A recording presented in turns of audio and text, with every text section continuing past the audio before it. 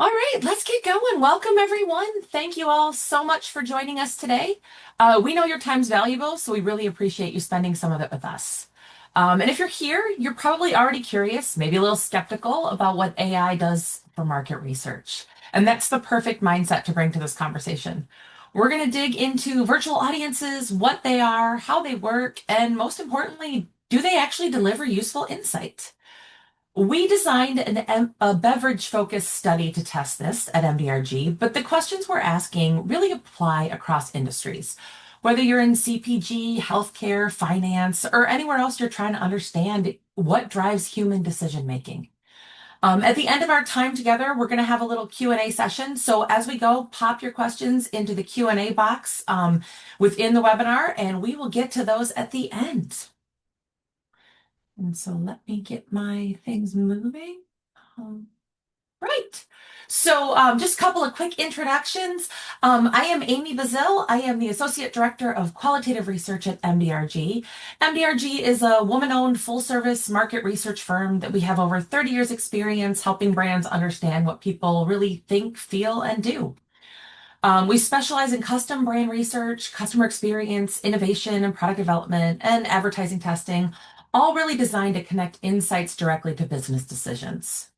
One thing that shapes our work at MDRG is what we call the whole mind approach.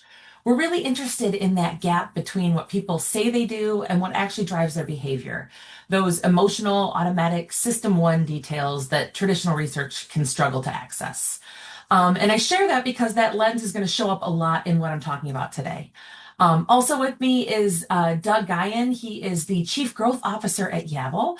That's the company behind the platform we tested with our study. And later in a little bit, Doug's going to walk you through how the technology works and how Yabble thinks about the role of AI in research. So let's get into it.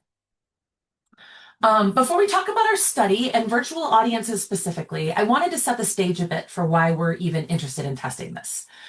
Traditional research is phenomenal at a lot of things, but if we're honest with ourselves as researchers, we know there's some persistent challenges, especially in early exploratory stages when you're trying to understand what's driving behavior.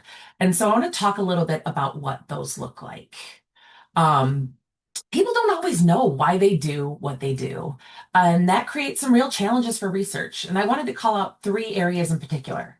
First, those deeper behavioral insights are hard to access. Traditional research is excellent at capturing rational feedback, articulated statements, but the non-conscious stuff, the emotional trade-offs, mental shortcuts we use without even realizing it, those can be much harder for people to explain. Early in exploration, when you're still, especially early in exploration, when you're still trying to figure out what you're looking to ask. Early stage learning can be slow or expensive. Getting deep insight often requires significant time, large sample sizes, multiple phases of research. And when timelines are tight and budgets are limited, that hypothesis building work can get squeezed or skipped entirely. And last, iteration requires refielding. Traditional studies are built to answer a defined set of questions, but research isn't usually that linear. New questions come up, you want to explore a different angle. Often that means scoping and launching new work rather than building upon what you've already learned. So if these are the constraints we're working with, how does AI fit into that? And what we know is AI is already showing up across market research, and it's moving really fast. A lot of what's out there right now is really focused on efficiency, doing the things we already do, but faster or cheaper. And that's really useful. But what we were curious about at MDRG is something a little different. Not just speeding up existing methods, but asking whether AI could help us access insight that's hard to get to in the first place. Before we get into that, I want to do a quick landscape check. How is AI currently being used in research? In qual, we're seeing things like AI moderated interviews, automated coding, sentiment detection, faster synthesis of open-ended feedback. On the quant side, we're seeing survey optimization, data cleaning, pattern detection, predictive analytics, things like that. Most of this is widely accepted across the industry, and most of it is focused on speed, scale, and efficiency, taking what we already do and making it faster. Not every firm uses all of these, and we don't either. We use them where they're appropriate. The tools are getting more powerful and more accurate, but at our firm, and I think most firms that I know, We're keeping insights human-led and leaning on AI to validate. I think everyone on this call can probably think of a time when AI's hallucinated or given us something unreliable. It helps us save time and access things that might have not been easy to learn otherwise. But what's interesting is most of these applications still depend on asking humans questions and then processing their answers, which means we're bumping up against those same constraints. People can only tell you what they're aware of, what they can articulate, what they're willing to share. So we started asking, what if AI could help us explore before we get to real humans? Not to replace them, but to form smarter hypotheses, identify angles worth pursuing, pressure test ideas early in the process. That's where virtual audiences came in for us. And so this is the question we set out to explore. We focused on beverage for this study, but the underlying challenge applies across categories. Most decisions happen fast. They're guided by emotions, habits, context, immediate needs. Whether someone's choosing a drink in the grocery aisle or picking a healthcare provider, deciding a financial product to trust, there's a lot happening beneath the surface that traditional research can struggle to access. So for this study, we asked, what's driving those decision choices? Why does one person grab a gut healthy soda and another one sticks to their familiar favorite? What's influencing preferences that people might not be aware of? And we were looking for a method that could explore both what people say and what they feel, even when they can't fully explain it. So we used beverage as our proving ground to test the virtual audiences tool. I want to be clear about how we approached this. We didn't start thinking that virtual audiences will replace traditional research. We started with a question we hear from clients all the time. Can we get early directional insight faster, especially around emotions and context, before we lock in a full study? We wanted to see if virtual audiences could function as a kind of thought experiment, a way to explore hypotheses, pressure test our assumptions, sharpen the questions we ultimately bring into traditional research. Not automation, but thought experimentation. And so that's what we tested. And now I'm going to hand it over to Doug, and he's going to walk you through the platform and what makes virtual audiences different. And then we'll come back and share what we found. Thanks, Amy. Hi, everybody. My name's Doug Guyan. I'm glad to be here tonight. I have the benefit of working for a generative AI company, so I spend all of my time talking about this and AI topics with brands all around the world. And before we move on, there's two sort of housekeeping things I like to do whenever I give talks like this, which is to clarify what we're talking about when we're using the word AI, as well as talking about what virtual audiences is not, what we're not doing. A lot of the questions that come up are typically based on a misunderstanding of what's happening. And so those concerns are sensible. I want to try to help remove some of them by explaining what we are not doing. And then I promise I'll explain what we actually are doing. So first and foremost, when we're talking about AI, it's often used in singular form. AI did this or AI failed. And that's like saying transportation failed me today when really your car broke down, right? So an element of transportation didn't work and it was your car, so it wasn't the overall category. So AI is the parent of many children, and some of AI's children are extremely creative, but lie all the time and aren't terribly trustworthy. Other ones are extremely fact-based, but not a whole lot of fun. So there are a variety of different AI tools and techniques. Each of them has its own evaluative criteria. So whenever you're talking about AI in quotes, let's make sure we know what models or what type of AI that we're talking about. And I'll do that today. Second, I break virtual audiences as a category into two camps. There are companies or offerings that are trying to create people. A digital twin of Amy or Amy-like people or Doug-like people, or synthetic respondents or synthetic panels that take the place of human respondents in a quant or a qual survey. That's not what we did here. I won't decry that method. It's one that we don't use because AI is very good at a lot of things, but pretending to be a person is not one that is proven to do terribly well. So we don't try to make it do that. So we are not asking a large language model to try to pretend to be people, or we're not trying to train it how to understand how to be a beverage consumer. None of those things would work. So if we move to the next slide, what what we are doing is something very similar to traditional segmentation. Obviously, it's being done differently, right? It's not a single segmentation survey. We're not using k-means, but ultimately, what we're doing is we're starting with a question. I want to understand something in the beverage space, and I want to understand what behaviors are going to happen in drivers and motivations and what white space is there.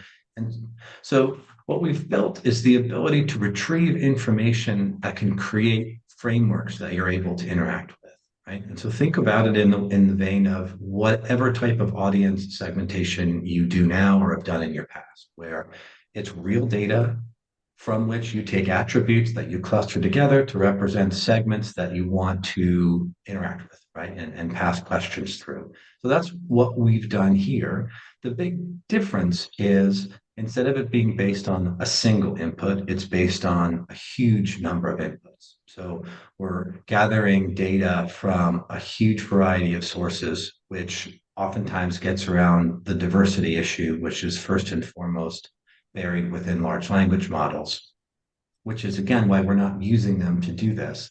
And second, if you have a consumer segmentation or an audience segmentation today and something happens in your market that wasn't present when you built your audience segmentations, they're blind to. There's no way to realistically or with any validity bake that into your models. But with technology powered by AI, you can deploy those personas to go learn something new. And 10, 15 minutes later, you can have an intelligent, informed conversation about that new emergent event. Obviously, they're always available. They speak effectively every language. So it is a new tool. This is not designed to replace research, but it's a new sequencing tool that researchers or other practitioners can use depending on where you are with your question. And moving on, the next thing that I get asked is, but where do you get all this data from? Particularly, how do you answer questions for which there's no data? If I'm creating a whole new product, there's no way for, and a whole new category, there's no data for it. It doesn't exist. So how could it possibly know that? And it can't. That's not possible. It isn't a search and retrieve. It isn't a better search engine that would fail. You can do that now with any model that any publicly available model that you want. This is a two-part process. First, there's deep research, which is a term you may be familiar with, which is I need to know something, so I'm going to go to every publicly available source of information, and I'm going to synthesize that together to get an understanding of what this data is telling me. And that's the first step in what we're doing. And that could mean journal articles, statistical sites, research papers. It can be a variety of things. It's all semantically around whatever it is you're trying to understand, as well as you can add your own data. So if you have your own quant, qual, and desk research and journal articles and PDFs and PowerPoints that sit around in SharePoint directories that no one ever uses, you can feed all of that in. And what the AI does is it gains an understanding of all of it in context with itself. So it creates an individual summary for each piece of data it finds. It creates an overall summary for the entire group of data together. So it can do what you would traditionally think of as desk research. Go take a month and figure everything you can about this particular topic, spare no expense, look everywhere, cite everything, get quotes, get the data, bring it back to me. We're doing the same thing. It just takes about 5 minutes instead of 4 weeks. It's all publicly available sources. There is no specific data set, and the AI has been trained how to retrieve the information it needs to do this well, which means it's not constrained to go to any one place, which further reduces the bias. And the net result on the next slide is what what's most important for me to try to convey is the person Ella in the corner doesn't exist. Ella isn't a real person. Ella was created as a result of asking the question about what Gen Z like to do, right? And what happened is the AI retrieves all of this information, and then from the information that's retrieved, it starts to create this set of global attributes to represent the data. So financial autonomy and life stage and social influence are there because they were present in the data. So it isn't about always finding how a persona feels about life stage or country or region, because then you're trying to force fit a model that may not work. The flexibility here is the question is asked, the information is retrieved, and the framework is built from the data that's retrieved itself. So 90% of the persona's characteristics are made up of attributes that have at least a 40% share in the data. So when you think about how Ella is made, most of Ella's characteristics are attributes that have at least a materially important share across all of the attributes. So if one person doesn't like purple cans, everyone doesn't have to have an opinion on that because it's an unimportant sub 1% data point. So all of this comes from the data itself, which means when you say, "What? How could Ella know about a new invention that I'm coming up with? How could you have an answer to how Ella would feel about it?" The question I always ask is this one. If I told you that Yabble had invented a teleportation machine, it's about the size of a digital scale. I'm going to mail it to your house. You step on it, type in your coordinates, you press a button, and there you go, right? That doesn't exist in the world. There's no way to test that. There's no information on that. There's nowhere to find it. But everyone on this call could tell me how you feel about it. What would you care about? Would you care about whether you appear safely on the other side? Would you care about environmental concerns? Or you care about how much it costs? Is it safe? Can I bring my children? How much have you tested it? So what you're doing is you're passing this probative question through your own framework based on your own worldview and what you care about. The personas are doing the same thing, which is what allows them to be novel conversation partners in the vein that Amy's talking about, which is we have a lot of ideas. We don't know which ones are going to land. We don't have time or budget to test all of them. We'd like to have some kind of empirical basis upon which to make our next set of decisions with virtual audiences. Suddenly, you're able to do that. So we can keep going. And importantly, if they were just a set of two-dimensional attributes, they wouldn't be very interesting to talk to. Right? So all of the personas are also given personality frameworks. So needs and goals and motivations and pain points and stresses in so that when you say, "What do you think about this campaign?" they can tell you how they feel about it, how it would affect their life. They're able to try and simulate as best as they can what it would be like for that type of person to answer that question. And the personas are going to try to have as much fidelity to their framework as possible. So you can't tell them to be different. You can't change the nature of Ella by telling her, "You told me that you're financially conservative. I want you to spend wildly and no longer care about saving money." You can't prompt them away because they're a framework that's been created.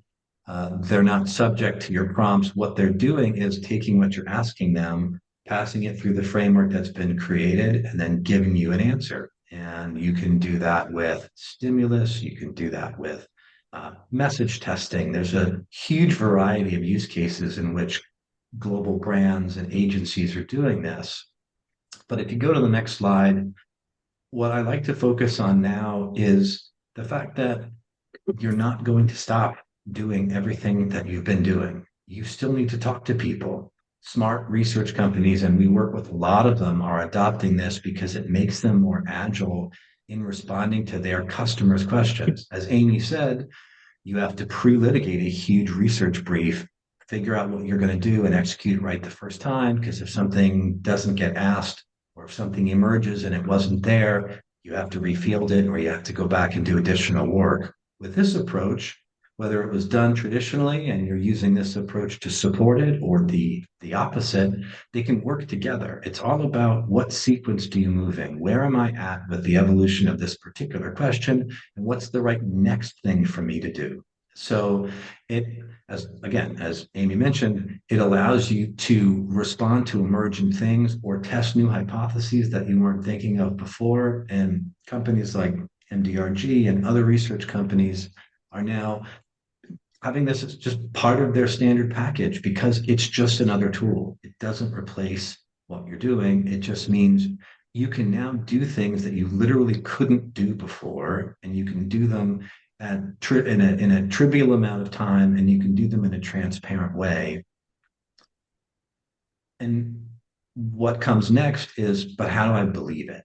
How do I know that, okay, great, you can create these personas, you can keep going, Amy. How do you create these personas and I can talk to them, but like who cares if they're wrong all the time? If they're going to lie to me, are they going to hallucinate like ChatGPT did, right? So of course we tested this, and the numbers on the screen are conservative.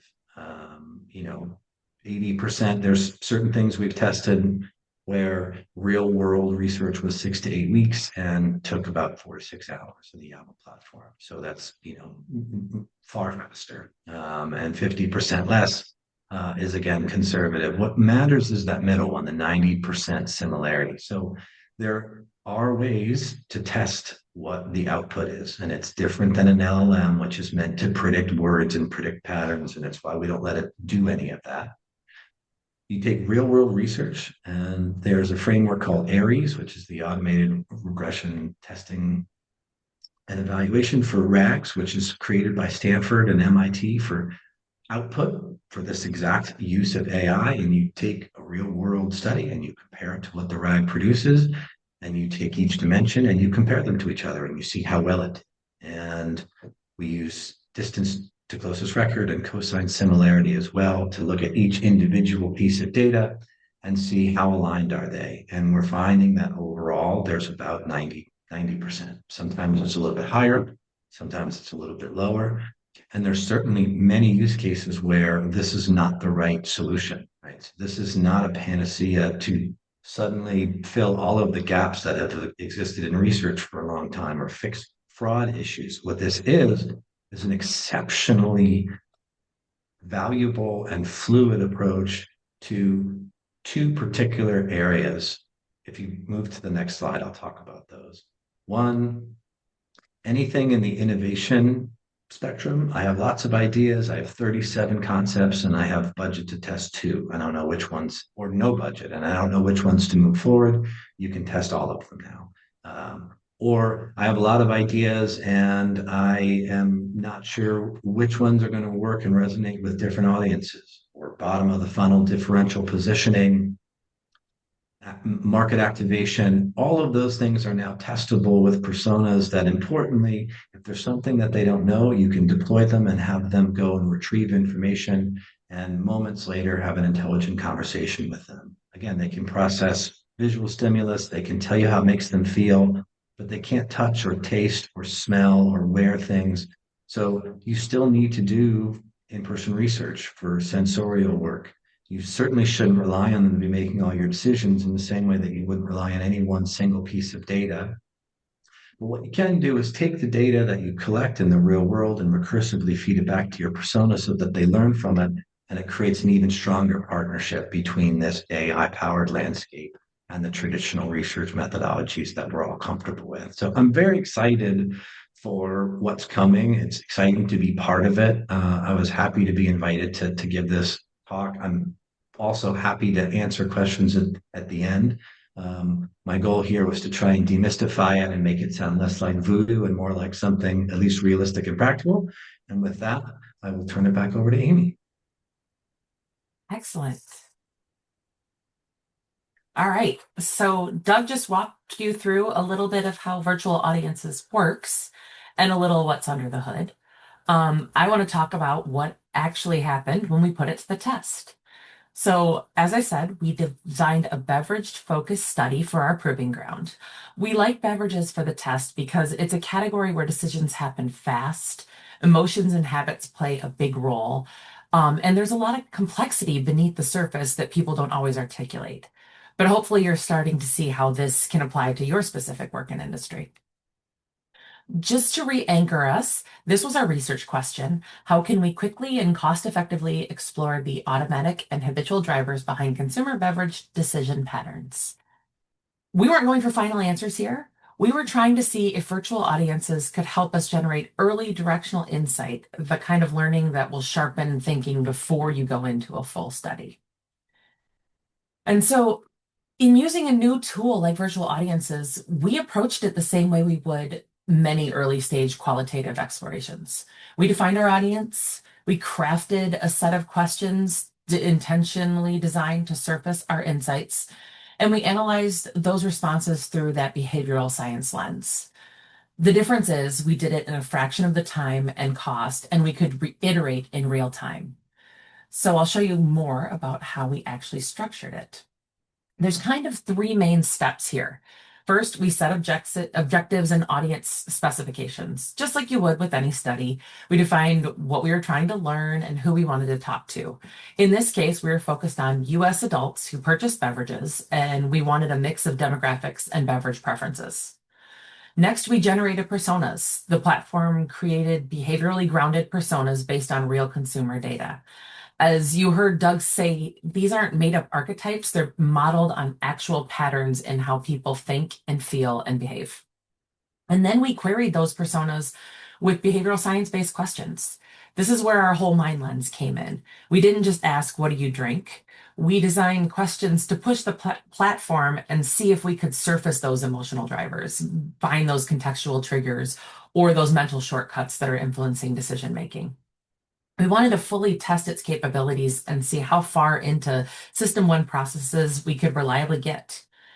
And so I want to show you what one of our personas looked like. The platform gave us 8 distinct personas, each reflecting a unique mindset, lifestyle, and decision-making lens. They're more than statistics or demographics. They're actually behavioral profiles and psychographics that are built on real consumer data. We were pleasantly surprised to see how robust they were and really happy with how they came to life. So this is one example. This is Jake. He's our social signaler. He's a digital native in his 20s. He lives in New York and he treats beverages like lifestyle statements. He's trend driven, expressive, sociable. He buys drinks he sees from influencers and shares what he's drinking on social media. He's choosing products that match his personal brand. His pain points, he's bored with routine options. He fears missing out on the next big thing. His goal is to discover and share new products first. And so if you're a beverage brand, you can already see strategic implications here. Maintain variety, design photogenic packaging, leverage pure enthusiasm. But what we wanted to do was push deeper. We wanted to test these personas against some specific principles and see what we could learn. And so we tested against 6 personas, and I'm going to focus on 3 of them here today. First one, cue-triggered craving. This is about how visual and environmental cues instantly spark desire for a specific drink or product. And then social influence. That's how people rely on friends, family, influencers more than traditional advertising when they're deciding what to try. And brand loyalty. Brand loyalty is about how emotional connection and consistency keep people coming back, how small disruptions can put that loyalty at risk. Our report covers all 6 principles, which include sensory appeal, shelf impact, and scarcity. And I'll share a link in a little bit if you want that complete picture. But these 3 gave us some really interesting findings, so this is where we'll dig in. Specifically to Jake, our social signaler and social influence, we asked behavioral science focused questions that were designed to capture the forces that that go beyond those rational choices. So the traditional assumption, often with influencers or the concept of social influence, is that people copy what others are drinking or that peer visibility drives trial. And that's true. But the virtual audience's responses revealed something more nuanced. It's less about copying and more about identity signaling. Jake, our social signaler, he isn't just buying what his friends buy. He's also using beverages as a form of self-expression. The drink in his hand says something about who he is, and that's a different insight than influencers drive trial. And it has different strategic implications. That's the kind of finding that helps explain not just what people think, but why. And that is the additional depth that can inform a study with humans and give you those new places to explore. Digging a little deeper into some of our research questions, we asked our personas open-ended, behaviorally informed questions that were intentionally designed to elicit that insight. A couple of examples here. Have you ever wanted to try a drink just because someone else was drinking it? Do you think your culture, background, or personal values play part in the kinds of drinks you choose? What catches your attention when you see drink packaging or ads? And I want to try something. Think about that last question and how you might answer it. What catches your attention when you see drink packaging or ads? Do any of these make you want to try a drink? What would you say? What do you think you'd say that would catch your attention? And here's what virtual audiences told us. Consumers are drawn to packaging that emphasizes organic, eco-friendly, sustainable aspects, but they're cautious about health claims without clear evidence. They respond to cultural origins, local sourcing, ethical messaging. Traditional, familiar designs appeal to those seeking comfort, while exclusivity and limited editions spark curiosity for others. What's interesting here is the range.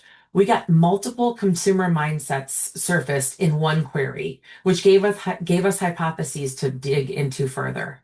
We weren't getting one answer. We got a landscape of possible motivations. And depending on what you're trying to learn or where you're trying to go, there's a lot of different paths that open up. And it's based on real data, so you're already a step ahead. From our whole mind focused virtual audiences experiment, we had five big findings that the data and our personas led us to. First, brand loyalty is emotional but fragile. People are staying loyal because of how a brand makes them feel, not just what it delivers for them. And that loyalty can break quickly if consistency slips. Second thing, wellness claims catch attention, but they aren't enough. Consumers are drawn to health forward messaging, but they're skeptical. They want evidence, not just promises. Social influence plays a big role in beverage choice. As we saw with Jake, it's less about following the crowd and more about signaling who he is. Expectations form before the first sip. Packaging, color, design, context. People are already deciding whether they'll like something before they ever taste it. And five, scarcity creates urgency. Limited editions and exclusivity drive faster decisions, especially in trend-driven categories. And none of these findings are shocking on their own, but here's what matters. We got to these insights quickly, economically, and early enough in the process to shape what questions we bring into our research steps. That's the value. It's not about replacing work, it's about doing smarter work. As I mentioned, we had 8 different personas that the platform gave us, and each one of those personas gave us different answers. It provided a different way to look at the same questions. And so, how social influence showed up for Jake, our social influencer, was different than how it showed up for someone who was more tech savvy or another persona that was focused on health and wellness. And so that's what really created this landscape of understanding and places that we could further explore in additional research. And so, how did it actually perform? For early stage hypothesis building, I'd give it 5 out of 5. This is where it shines. We got directional insight fast. We could iterate in real time. It shaped smarter questions before we ever went to real respondents. For accessing deeper behavioral insight, I'd say 3 out of 5. It surfaced some really interesting patterns and gave us hypotheses worth exploring. It's not the same as sitting with a real human and probing on those nuances, but it definitely gets you started. It doesn't get you all the way there, but gives you great places to go. And as a replacement for a traditional study, 2 out of 5. But I want to be really clear, that's not a failure. That was never the point. Virtual audiences can do much more than I initially thought, especially for early exploration. It isn't trying to replace human research, it's trying to make human research better. And so if you're looking for a tool to help you think earlier and cheaper and bigger, this one delivers. And as I mentioned, we use beverage as our proving ground here, but the application is really broad. Think about healthcare. You could use virtual audiences to explore messaging directions, develop hypotheses about the patient journey, surface potential barriers to adoption before you field a full study. In finance, you might pressure test some value propositions or explore what's triggering consideration. Retail and CPG, same idea. Early concept exploration, packaging direction, understanding how context shape behavior. In B2B, where access to decision makers is expensive and slow, this could help you build sharper buyer personas or identify objections before you're in front of real prospects. The common thread is anywhere you want to think smarter before you spend bigger, the approach has a role to play.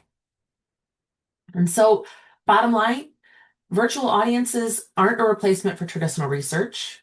We're not saying skip the real work, but they're more than a great first step. They help you structure your research before you invest the time and budget. You go in with sharper hypotheses, a more targeted approach, some things already ruled out. For example, say you're planning a concept test. Often we go in with assumptions that we haven't pressure tested. With virtual audiences, we can explore those assumptions and determine if one of those hypotheses is a dead end before we spend a dollar on recruitment. That's not only faster, it's smarter research design. And because virtual audiences are trained on observed behavior and decision patterns, they surface stuff people struggle to articulate. The trade-offs, the biases, contextual effects that shape these decisions. That's the system one layer that's hard to access when you're just asking people what they think. So if you wanted to dig deeper into our findings, all 6 behavioral science principles, the full persona set, more detail on the methodology and how we did it, this is the QR code you can scan to download our complete report. That will take you to the full story of what we shared today. And I think we are at the Q&A part of our time. So thank you all for sticking with us so far. We'd love to hear from you. I've seen a couple of questions, but want to know what questions you have. If you haven't done so already, please drop them in the Q&A box. Also, we'd really like to connect with you, so you can scan these QR codes and connect with MDRG or the team at Yabble. And so let's see. Doug, can you see the questions, or you want me to tell you what we got so far? Sure. First Q&A from Christopher Brace. How many respondents per segment is required in order to ensure the data is truly an accurate reflection of that segment? I'm not sure if you're asking about virtual audiences. If so, 0, because we're not replacing, it's not probability or convenience sampling. We're not trying to get a plus or minus so we can project it onto a population, right? So it's not trying to replace or be a direct analog to a quant survey or how you would use a quant survey. What it is it's, and there's another question about sort of how do you program an agent to become a person? Like you definitely do not do that, right? Because it doesn't work. There's just too much complexity there. What we're doing is, it took us years to build this, by the way. One of the reasons that this works is we've been in AI for a long time, and it's really hard to do this well. And it took us many years and a lot of validation to get this right. This is not the wrapper to Claude or to Gemini or to ChatGPT. It's not a shortcut that sort of makes it better. This is an entirely new approach. So what we're doing is we're retrieving sufficient amounts of data that the AI can then analyze and synthesize together so that it can create a huge set of global attributes. And from there, it takes those global attributes and federates them and clusters them into the individual personas. And someone else asked about why was it 8? So we did a lot of testing on this. So let's say for this beverage question, there were 236 attributes that were defined, right, by the AI, of which they were then clustered into the various personas. We found that when we did 4, which was really popular, people liked 4 personas, it was way too cluttered. Persona Amy was trying to be too many things, so it was really hard to know what she stood for and where her definition and where her boundaries were. And when we did 12 or 20, it was so diluted that Amy basically had, a beige shirt in one and a yellow shirt in the other. Like there was almost no difference. So we found that 8 was the right intersection to not be too diluted or not be too cluttered, so that there was enough room to have sort of discriminatory sort of lines between the personas, so you know who they were and what framework you're interacting with, while still representing the demonstrably important attributes that the AI found from its deep research. So we're actually not, and then there's a question, so using your entire database as the input. We're not using any database as the input or any fixed amount of data. What we're doing is each time a question is asked, an initial question, I want to do this, I want to answer this research question.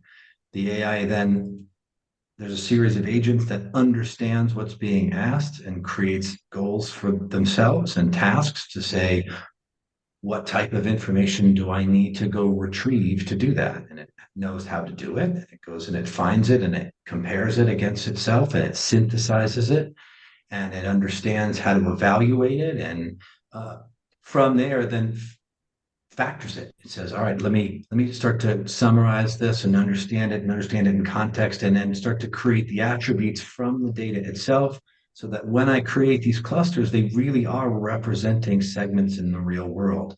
But they're all stick built dynamically in real time. There are no personas that come off the shelf and get used for tech or for beverage. Because again, if you try and build an oracle that knows everything, it's going to fail more often than it will be correct. What we're trying to build is the ability for you to create, or researchers or brands to create, flexible frameworks that don't have to be perfect the first time, but that are really, really good, that you can then evolve over time by causing them to enrich themselves and learn more. So you get the initial shape and you learn a lot, which then asks and begs more questions. And so then you enrich them with more information. And suddenly you have this partnership between real world information and these AI personas that you're interacting with, but none of them are based on any static piece or an incident of data like a database, because it would have a bias by its definition. So it's completely and totally open source. And it also has a recency bias. So it always prioritizes the most recent information. So if something's happened an hour or two ago, it will find that and it will prioritize that and note that, because that would be a notable event. Another great Um, thing about the profiles and the personas that you get is, as a researcher, you have a lot of flexibility with them. You can go in and you can chat with your eco warrior and ask them a specific set of questions that relates to objectives around that style of consumer, whereas you have a different set of questions for your tech savvy person or your social influencer. And you can also have a conversation with sort of the aggregate set of all of your profiles once you decide which ones you want to use as you move forward through the platform. And so it gives you a lot of space to explore and to play and to really feel comfortable with the insights that you're pulling out of it. the last question is, Amy mentioned getting to non-conscious drivers. How are you getting to that depth of non-conscious understanding? First, it's important to again acknowledge the premise that these are not conscious beings. So you're not talking to a person to get Amy's non-conscious drivers or Doug's non-conscious drivers. Like those are still separate and independent. But what you are getting is the ability, with technology that simply didn't exist before, to be able to get scenarios and hypothetical non-conscious drivers that you can then explore, as Amy mentioned, in your research, right? Things that you may not think of because of how the information is being synthesized together at a scale and at a pace that people cannot do.